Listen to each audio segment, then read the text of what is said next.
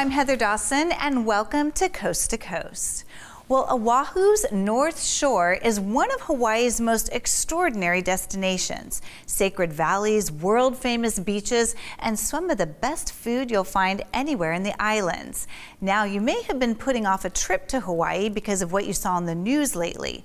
State Representative Sean Quinlan represents Oʻahu's North Shore, and he has a message from the locals about what's actually happening on the coastline right now, and why this summer may be the smartest time to book.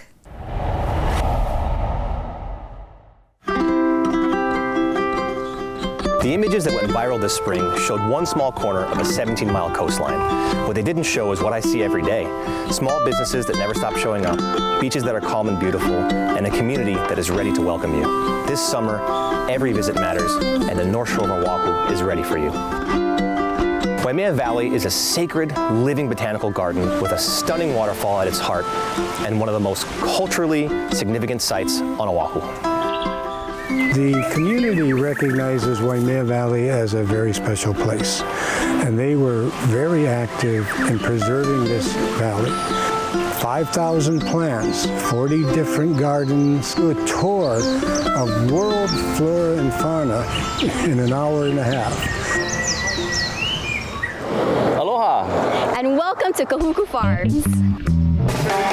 Our families have been farming out here on the North Shore for over 115 years.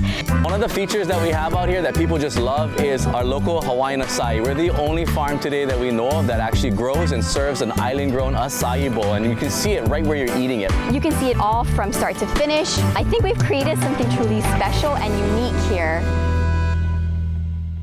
And let's not forget Haleiwa Town's roadside shrimp trucks, legendary shave ice, and local boutiques that have been part of this community for generations. If you're looking for an incredible experience, the Ritz-Carlton Oʻahu Turtle Bay is like no place else in the world. Stunning natural beauty, 1,300 acres, 5 miles of beaches, golf, horseback riding, and memories that will last you a lifetime.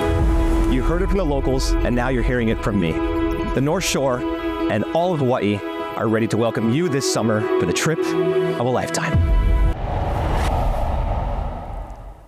The locals from the North Shore and all of Hawaii are ready for you this summer. To start exploring deals and start planning your trip, visit hawaiispecialoffers.com.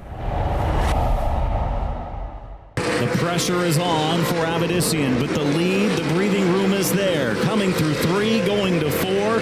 Off of the final corner, big super late model World Series win for Jade Avedisian. At an age where many young ladies are just trying to figure out their pathway in life, Central California's Jade Avedisian seems to have found her home behind the wheel of a race car. Jade, as with many of today's young racers, got the passion ignited early in life, thanks to some encouragement from her father. And while there was some hesitancy at first, Jade is now virtually full throttle on a career in the world of racing. Yeah, so my dad used to work on dirt sprint cars growing up.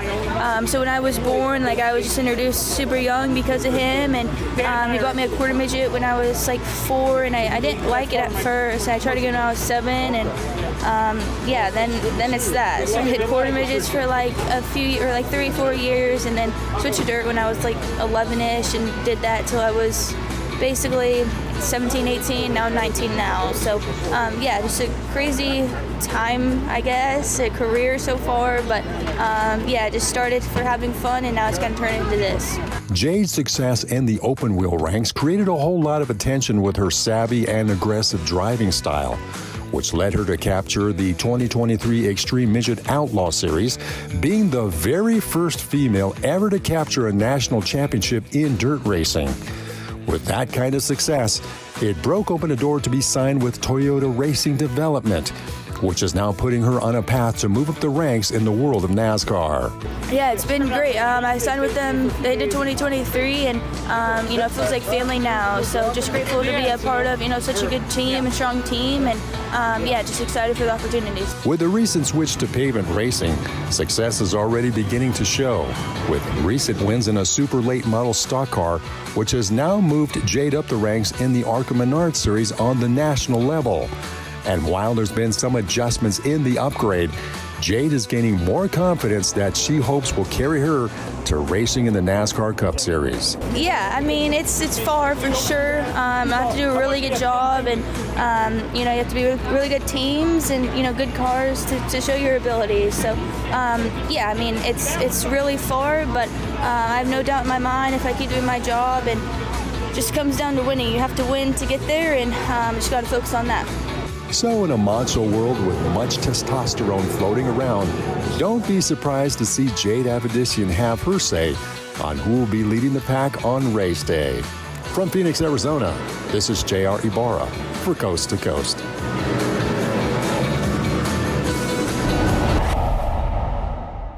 And coming up, we've got the best of entertainment and David Wiley's new podcast. All this and more when we come back.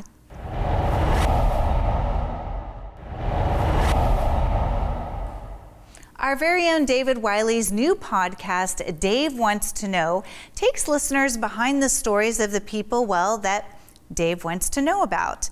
This time, he's turning the microphone on me as we talk about my career, the show, and how it all began. Let's take a look. I've done some red carpet, and that's a little, you're trying to get the celebrities to come over to you, and it's kind of, you have to yell out little bit, and it's hard. It's a little degrading. I don't know. It's kind of hard. And I don't know if I'm the best at it. And we were doing the Critics' Choice Awards, and of course, Clint Eastwood is coming down. It's said that if you stop being curious, you stop growing. I'm David Wiley. This is Dave Wants to Know. Well, hello, everyone, and welcome. Today, we are joined by a familiar face who has spent over 2 decades bringing the best of travel, technology, human interest stories right into our living rooms. As the host of First California Life and Coast to Coast, she has mastered the art of the lifestyle deep dive, showing us the people and places that make our world vibrant. Please join me in welcoming the award-winning host and storyteller, Heather Dawson. Hi, Heather. David, so good to see you. It's so good to see you.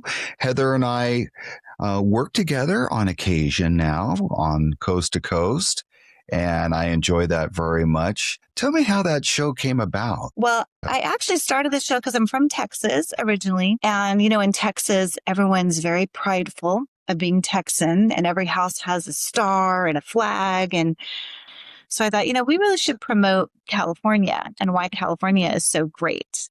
And that's how we started originally Southern California Life.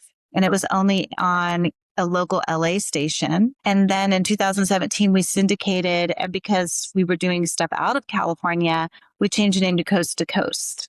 So, but it does skew more toward California, and really that's what it is, kind of the best of travel, best of lifestyle, things within the state. Television and just media in general has changed so much since when we first came up. Yes. How are you coping with that change? I really couldn't do the show the way I am doing the show if we hadn't been able to progress, all of the communication and the streaming. And, when I first started syndicating the show, I was FedExing tapes, to the TV stations. And now it's an email, with a Dropbox link. And, just the way we've been able to streamline, and all the people that contribute to the show, they're all over the world, really, and they can just digitally send it in. So how do you keep the show fresh? You've been doing it for a long time. I really, honestly, we get so many wonderful press releases sent to us from all of the PR companies, and they're very savvy. They know about, I start getting stuff for Valentine's Day in, 3 months ahead, when they start pitching us. So we get pitched a lot, and that helps, with what we want to cover. And it's usually lifestyle related. And then honestly, it's what we've already been covering and things that we're into. Sometimes I'm even surprised of what will trend well, because now we have the whole social media aspect. So it used to be just what airs on TV, but now we take it and we put it out on TikTok and Instagram Reels and Facebook. It's very interesting to me what things that go viral, that maybe I didn't think would, and then they do. So, I mean, I like that aspect of the show. Can you tell us a couple of maybe favorite interviews or favorite moments that you've had? We do some red carpet. You're trying to get the celebrities to come over to you. And we were doing the Critics' Choice Awards. And of course, Clint Eastwood is coming down. And I had just read the Barbara Walters book. And she talks in her book about how her biggest regret was that he asked her out on a date and she didn't get to go out with him on a date or turned him down and had to leave for some assignment. So he was walking over toward me and I'm all ready. I'm all excited to ask my question. And that's about the time they started letting more influencers and different media on the red carpet. And there was somebody very young. And I'm not kidding. She elbowed me, like to where it hurt, elbowed me out of the way and pushed me like straight out of the movies. And I thought, oh, shoot, I'm not going to be able to. And he said in a very Clint Eastwood voice, he looked over at her and he said, you need to get some manners. And it was so classic. And then I got to ask my question. And I don't know, when you do those events and they kind of all run together and then you have some moments that just stay with you. I want people to watch Coast to Coast if they haven't seen it. Where can they find it? Definitely go to the website. It's coasttocoast.tv. And we're at coasttocoast.tv. So Instagram, all the socials. But on the website, there's a where to watch. And it just tells you all the TV stations that we're on and the social media handles. And they can even watch your segments too, David. So we love having you on the show. I learned some things I didn't know about you. Some I did, some I didn't. Thanks for being with us. Of course, anytime. You've been listening to Dave Wants to Know with David Wiley. A special thanks to Heather Dawson, producer and host of Coast to Coast. Check out their show at coasttocoast.tv. We appreciate you tuning in to Dave Wants to Know. Please subscribe, share, and comment. We'll see you next time.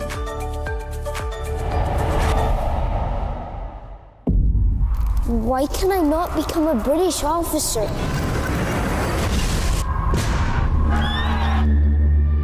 Because you are not British, George. There must be a path. There is not for you. Go dig my grave.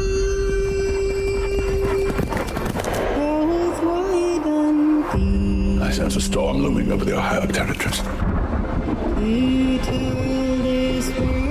I could go there, survey it for you. So you have ambition. Since the Crown sent me to serve, I've yet to have a good experience with a colonist. I look forward to changing your opinion. Much of that territory is unexplored. It's wild, unpredictable, and dangerous. What are you called? George Washington. Whose fort is that? It's the French. Land claimed by the British Crown. Demand the French leave. Who does own this land, if not the one who has the will to tame it? Tell your king we will never leave. Then they will force you to leave. Oh. These are not the open battlefields to which you're accustomed. I have fought in a great many battlefields. Not in the New World, sir. If you fail, I'll have a colonial to blame. This is a direct order, and we will obey it! Fire! It's not your fault, George. Major Washington. You lost. You started a war! George, there's no fairness here. That is not the way the world works! Then someone should remake it! Choose your path. Make it yours. Forward! And prove them wrong. In theaters July 3rd. Celebrate America's 250th anniversary. Buy tickets now at angel.com/Washington.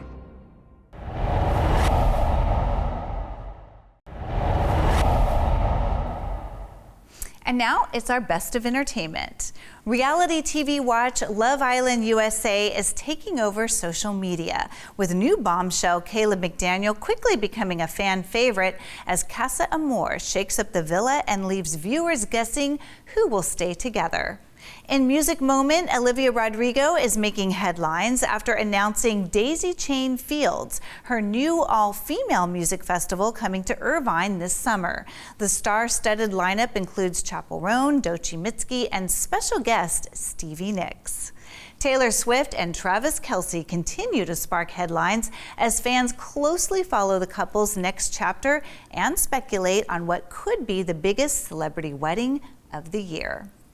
Southern Charm filming is underway for a new season of Southern Charm, with Vanita Aspen returning to Charleston after a dramatic year of friendship fallouts, relationship rumors, and personal growth.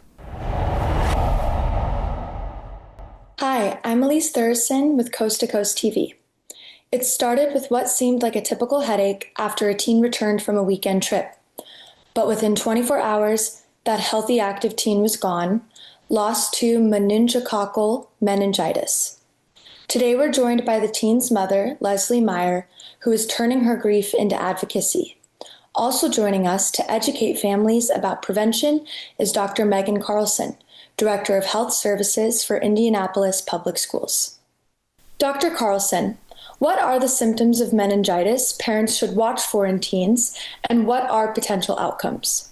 So first, thank you so much for having us. We're excited to be here on behalf of Sanofi to talk about meningococcal meningitis. So this is a bacteria that can inflame the membranes that cover the brain and the spinal column.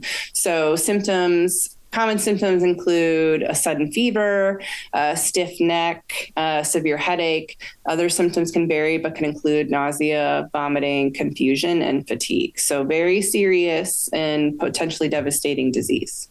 And Dr. Carlson, why is vaccination so important for adolescents and teens?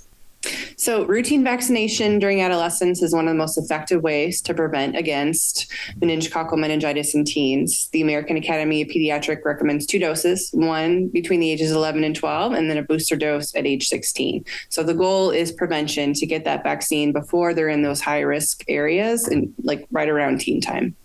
Well, thank you so much, Leslie and Dr. Carlson. I really appreciate hearing your story. Thank you. Thank you. Welcome back to Coast. I'm Lisa Spalla. Heart disease remains the leading cause of death for men and women in the United States and worldwide. Now, an updated guideline for a leading contributor to heart disease has been released by heart health organizations, providing guidance to healthcare providers on diagnosing and managing the condition. Joining us now is cardiologist Dr. Dharmesh Patel. Welcome, doctor. Good morning. Thank you for being here. Can you first tell us what is the leading contributor to heart disease? Yes, one of the most important risk factors for heart disease, which is the #1 killer in America, is high cholesterol. And, 80% is primarily preventable. And the LDL, the cholesterol, basically increases the risk of heart attacks and strokes. And 1 in 4 Americans is touched by high cholesterol, or in other words, hyperlipidemia. So it's really important. And a lot of my patients talk about diet and exercise as a very important piece, which it is.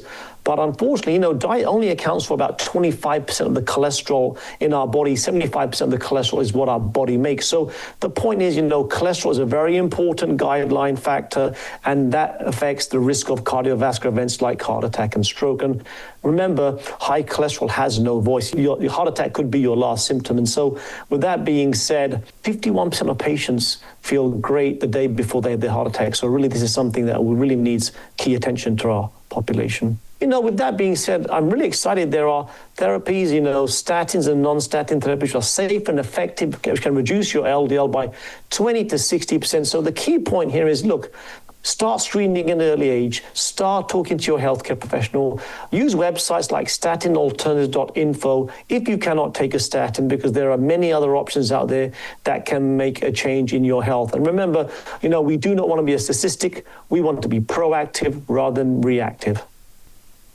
Thank you so much for that crucial information and for all your work. Thank you, Dr. Patel, for Coast to Coast. I'm Lisa Spalla.